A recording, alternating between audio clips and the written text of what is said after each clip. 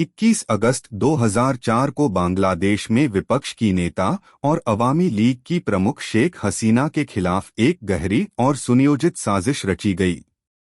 उस दिन पूरा बांग्लादेश उनके पिता और देश के संस्थापक शेख मुजीबुर रहमान की दुखद हत्या की याद में राष्ट्रीय शोक दिवस मना रहा था। अपने पिता की स्मृति में आयोजित एक रैली के माध्यम से शेख हसीना जनता को संबोधित करने वाली थीं, लेकिन यह दिन जल्द ही स्मरण और श्रद्धांजलि के स्थान पर राजनीतिक संघर्ष और अस्तित्व की लड़ाई में बदल गया। यह रैली ढाका के केंद्र बांगबंधु एवेन्यू पर आयोजित की गई थी, जहां हजारों लोग अपने दिवंगत नेता को श्रद्धांजलि देने के लिए एकत्र हुए थे। शेख हसीना जनसभा को संबोधित करने की तैयारी कर रही थीं, जब अनहोनी घटी। आतंक का एक दुस्साहसी कार्य हुआ। आतंकियों ने, जिनका संबंध जमातुल मुजाहिदीन बांग्लादेश (जेएमबी) से होने का संदेह था, मंच की ओर 13 ग्रेनेड फेंके। इस कट्टरपंथी समूह को पाकिस्तान की आईएसआई से समर्थन मिलने का शक था। इस हमले का उद्देश्य स्पष्ट था: शेख हसीना की हत्या करना, धर्मनिरपेक्ष सरकार को अस्थिर करना और अवामी लीग के नेतृत्व को समाप्त करना। लेकिन नीति को कुछ और मंजूर था। विस्फोट के कुछ क्षण पहले ही शेख हसीना ने अपना भाषण समाप्त किया था और मंच से हटने लगी थीं। ग्रेनेड धमाकों ने हवा और भीड़ को चीर दिया। हसीना इस हमले में बाल बाल बच गई, लेकिन धमाकों ने विनाश का एक भयावह दृश्य पीछे छोड़ दिया। इस हमले में 24 निर्दोष लोगों की जान चली गई और 300 से अधिक लोग घायल हुए, जिनमें अधिकांश अवामी लीग के सदस्य और कुछ निर्दोष दर्शक थे। इस घटना के झटके पूरे देश में महसूस किए गए, जिसने कट्टरपंथी समूहों की बढ़ती ताकत और बांग्लादेश की कमजोर सुरक्षा व्यवस्था को उजागर कर दिया। यह भयावह घटना बांग्लादेश में गहराते संकट की मात्र एक झलक थी।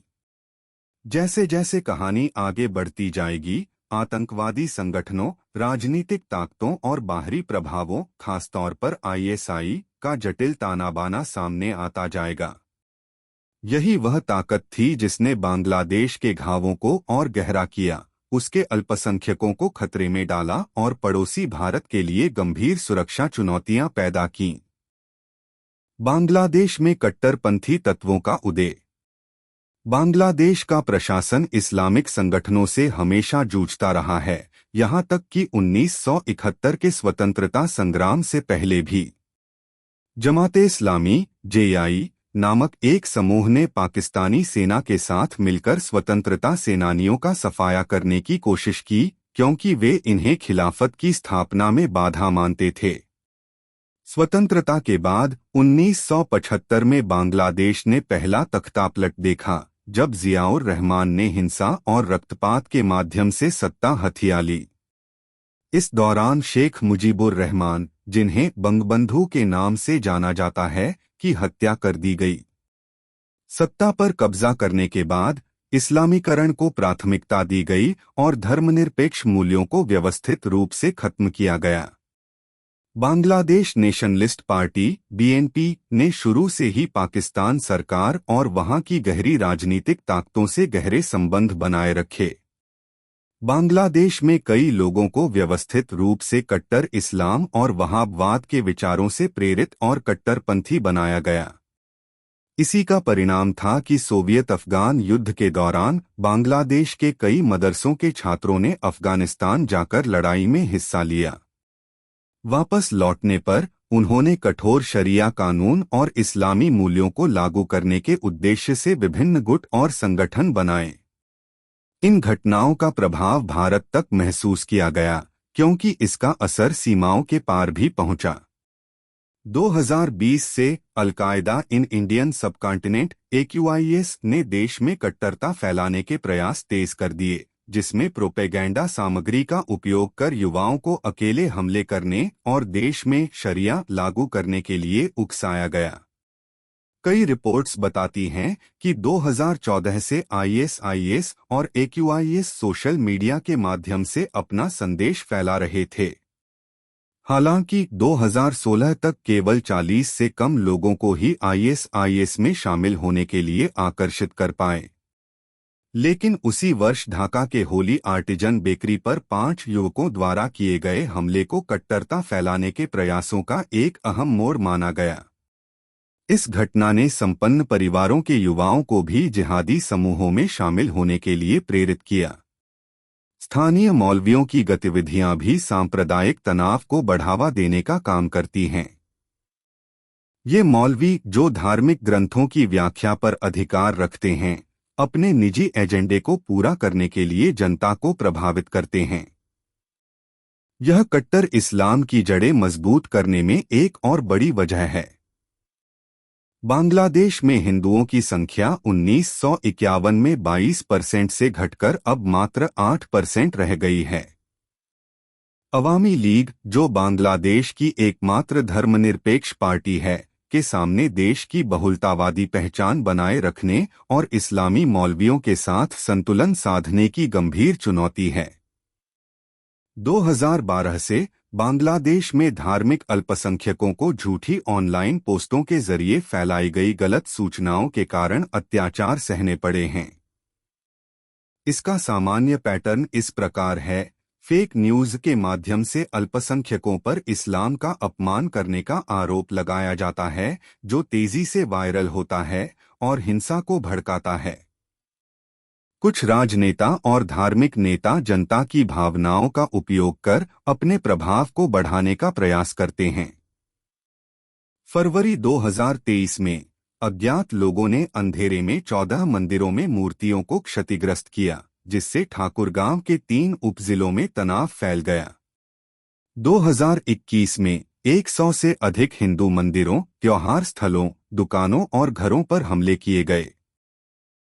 इन घटनाओं में 7 लोगों की जान गई और देश के दक्षिण पश्चिम में एक बौद्ध मठ में आग लगा दी गई। इन हमलों ने भारत में भी धार्मिक तनाव को बढ़ा दिया।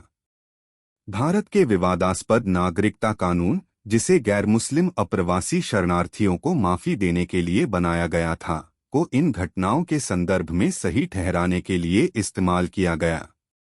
पुलिस जांच के दौरान पता चला कि यह तनाव तब भड़का जब कुमिल्ला क्षेत्र में एक फेसबुक पोस्ट ने आरोप लगाया कि एक हिंदू दुर्गा पूजा स्थल ने कुरान का अपमान किया है। इस आरोप को लाइव प्रसारित किया गया, जिससे अफवाहें तेजी से फैलीं और भीड़ ने दुकानों और दुर्गा पूजा स्थलों को तोड़फोड़ कर नुकसान पहुंचाया। रिपोर्ट के अगले हिस्से में उन प्रमुख समूहों पर प्रकाश डाला गया है जो इस्लामी कट्टरपंथ को बढ़ावा देने में शामिल हैं। जमाते इस्लामी (जेआई). जमाते इस्लामी की स्थापना 1941 में ब्रिटिश भारत में अबू आला मौदूदी ने की थी और मौदूदी 1972 तक इसके अमीर रहे। इस संगठन ने 1950 में सक्रिय रूप से काम शुरू किया, जिसका उद्देश्य इस्लाम का प्रचार और पाकिस्तान की एकता को बढ़ावा देना था। जमात खुद को एक मध्यमार्गी इस्लामी संगठन के रूप में प्रस्तुत करता है, जो इस्लामी राज्य की अवधारणा के प्रति समर्पित है। 1979 में राजनीतिक पार्टी प्रतिबंध हटाए जाने के बाद यह बांग्लादेश में प्रमुख हुआ और इस्लाम आधारित राजनीतिक दलों में सबसे संगठित माना गया। हालांकि यह संगठन बांग्लादेश में कुख्यात है क्योंकि इसने पाकिस्तानी सेना के साथ मिलकर ऑपरेशन चलाए और अपने नेटवर्क के माध्यम से कट्टर विचारधारा फैलाने, मदरसों का उपयोग शिक्षा के लिए करने और महिलाओं को कट्टरपंथी गतिविधियों में शामिल करने जैसे कार्य किए। प्रशासन में इसकी गहरी पैठ, खासकर बीएनपी के साथ गठजोड़ के कारण, इसे राजनीतिक और प्रशासनिक नियंत्रण का मौका मिला। 4 पार्टी गठबंधन के दौरान जमात ने आतंकवादियों को सब इंस्पेक्टर के रूप में भर्ती किया। हालांकि खुफिया एजेंसियों ने इस पर चेतावनी दी थी, लेकिन सरकार ने समर्थन खोने और अस्थिरता के डर से इसे नजरअंदाज कर दिया। हरकतुल जिहाद (HUJIB). यह संगठन 1992 में अफगान युद्ध के दिग्गजों के एक समूह द्वारा शेख अब्दुस सलाम के नेतृत्व में स्थापित किया गया था। इसका प्रारंभिक वित्तपोषण ओसामा बिन लादेन के नेतृत्व वाले अलकायदा से हुआ। इस संगठन का मुख्य उद्देश्य बांग्लादेश को एक कठोर इस्लामी राज्य में बदलना था। संगठन ने अपनी स्थापना के बाद से न केवल बांग्लादेश में बल्कि भारत और नेपाल में भी गतिविधियां चलाईं। हाल ही में इसने म्यांमार में रोहिंग्या समुदाय के साथ मिलकर बर्मी सेना के खिलाफ लड़ाई लड़ी है। इसकी लश्कर-ए-तैयबा और जैश-ए-मोहम्मद जैसे संगठनों से कड़ी सांठगांठ का भी खुलासा हुआ है। एचयूजेआईबी ने बांग्लादेश के राजनीतिक नेतृत्व पर कई हमले किए हैं, जिनमें शेख हसीना पर हमले भी शामिल हैं।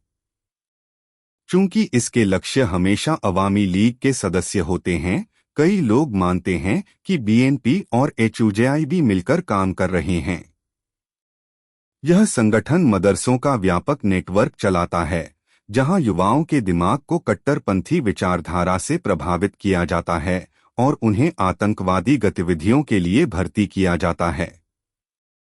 इस नेटवर्क का उपयोग करते हुए संगठन ने भारत के कुछ प्रमुख शहरों में मध्यम स्तर के धमाके भी किए। 2005 में इस पर प्रतिबंध लगा दिया गया, लेकिन इसने अपनी गतिविधियों को छुपाने के लिए अलग अलग तरीके अपनाए।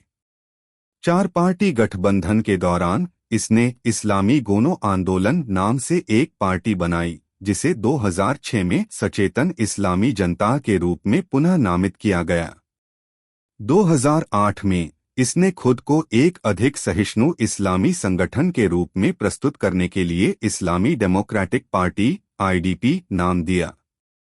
हालांकि पार्टी के शीर्ष स्तर पर अब भी 200 से 300 अफगान युद्ध के दिग्गज जुड़े हुए थे, जिनके अलकायदा और तालिबान से संबंध थे। जमात-उल-मुजाहिदीन बांग्लादेश (जेएमबी).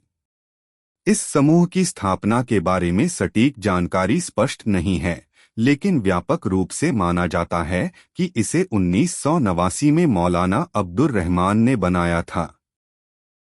यह समूह बांग्लादेश में सक्रिय है और पश्चिम बंगाल में भी इसके स्लीपर सेल काम करते हैं। इसका नेता अब्दुर रहमान मदरसे में शिक्षित था, जहां उसने बांग्लादेश को कठोर इस्लामी राज्य में बदलने की विचारधारा को अपनाया। उसने पाकिस्तान और सऊदी अरब में वहाबी विचारधारा को भी आत्मसात किया। सऊदी अरब में रहने के दौरान उसने अफगान मुजाहिदीन के साथ प्रशिक्षण और युद्ध के लिए अफगानिस्तान का रुख किया। 2005 में जेएमबी ने बांग्लादेश के 63 जिलों में सिलसिलेवार धमाके किए। इसके बाद रैपिड एक्शन बटालियन (आरएबी) ने संगठन के नेतृत्व को पकड़ने का काम शुरू किया।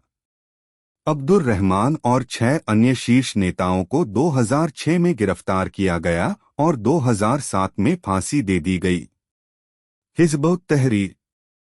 यह समूह दक्षिण एशिया और मध्य पूर्व के 20 से अधिक देशों में सक्रिय है।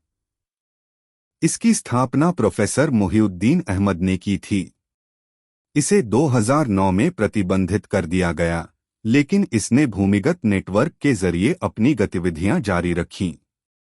इसका नेटवर्क विश्वविद्यालयों में विस्तृत है और सरकार को इस बात की चिंता है कि यह समूह युवाओं के बीच तेजी से बढ़ रहा है।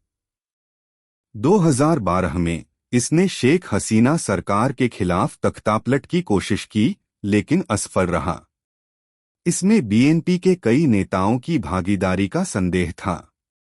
2010 में यह समूह भारत में भी सक्रिय हुआ और दुनिया भर में मुसलमानों पर हो रहे अत्याचारों के मुद्दों पर विरोध प्रदर्शन किया। हालांकि तख्तापलट की असफलता के बाद बांग्लादेश सरकार ने इस पर कड़ा प्रहार किया, जिससे इसकी अधिकांश गतिविधियां ठप हो गईं। फिर भी यह समूह विश्वविद्यालय के छात्रों के बीच एक मजबूत उपस्थिति बनाए हुए है। भारत के लिए सुरक्षा चुनौतियां। जैसा कि ऊपर के अनुभागों में चर्चा की गई है, यह स्पष्ट है कि बांग्लादेश की स्थिति गंभीर है और इसका भारत की राष्ट्रीय सुरक्षा पर कई प्रभाव हैं। आईएसआई द्वारा वित्त पोषित कई इस्लामिक समूहों ने असम के निचले हिस्से और पश्चिम बंगाल में समाहित हो गए हैं। 2003 में जनरल परवेज मुशर्रफ के बांग्लादेश दौरे के बाद आईएसआई को बांग्लादेश में अपने संचालन की अनुमति मिली। संबंधों की गहराई इस हद तक बढ़ गई है कि बांग्लादेश के director general of forces intelligence (डीजीएफआई) पाकिस्तानी अधिकारियों के साथ मिलकर नई संगठनों का गठन कर रहे हैं और भारत विरोधी उग्रवादी समूहों (आईआईजीज) को उत्तर पूर्व में समर्थन दे रहे हैं। पाकिस्तान का उद्देश्य स्पष्ट है। वह कश्मीर से भारतीय सेना के संसाधनों को हटाकर उत्तर पूर्व को उग्रवाद का अड्डा बनाना चाहता है। वे आर्थिक युद्ध छेड़ने के लिए नकली नोट भेज रहे हैं और क्षेत्र के विकास को बाधित कर रहे हैं। वे सांप्रदायिक सौहार्द को बिगाड़ने के लिए भारत में कट्टरपंथियों को भेज रहे हैं, जिससे सांप्रदायिक दंगे होते रहें। इसके अलावा वे युवाओं के बीच नशे की प्रवृत्ति को बढ़ावा दे रहे हैं, जिससे उनकी आर्थिक विकास में योगदान करने की क्षमता कम हो रही है। बांग्लादेशी लोग इस प्रकार की गतिविधियों में शामिल होने के लिए प्रेरित होते हैं ताकि वे भारत के क्षेत्रीय प्रभाव को संतुलित कर सकें। उनका मानना है कि भारत का बढ़ता हुआ प्रभाव बांग्लादेश के आंतरिक मामलों में हस्तक्षेप करेगा और विभिन्न नीतियों के संबंध में भारतीय दबाव डालने का प्रयास करेगा। हालांकि शेख हसीना की सरकार आतंकवादियों और उग्रवादियों के खिलाफ सक्रिय रूप से कार्रवाई कर रही है, लेकिन उनकी रणनीतियां मुख्य रूप से ढाका से आतंकवादियों को बाहर निकालने और केवल शहरी केंद्रों पर ध्यान केंद्रित करने की हैं, जबकि बांग्लादेश के उत्तर में पहाड़ी क्षेत्र आज भी भारतीय उग्रवादी समूहों और सीमा पार आतंकवादी संगठनों का अड्डा बने हुए हैं। आईएसआई बांग्लादेशी सेना और खुफिया अधिकारियों की मदद से कक्स बाजार को अपनी गतिविधियों का आधार बना चुका है, जहां उन्होंने आतंकवादी संगठनों और तस्करों के बीच एक गहरी सांठगांठ स्थापित की है।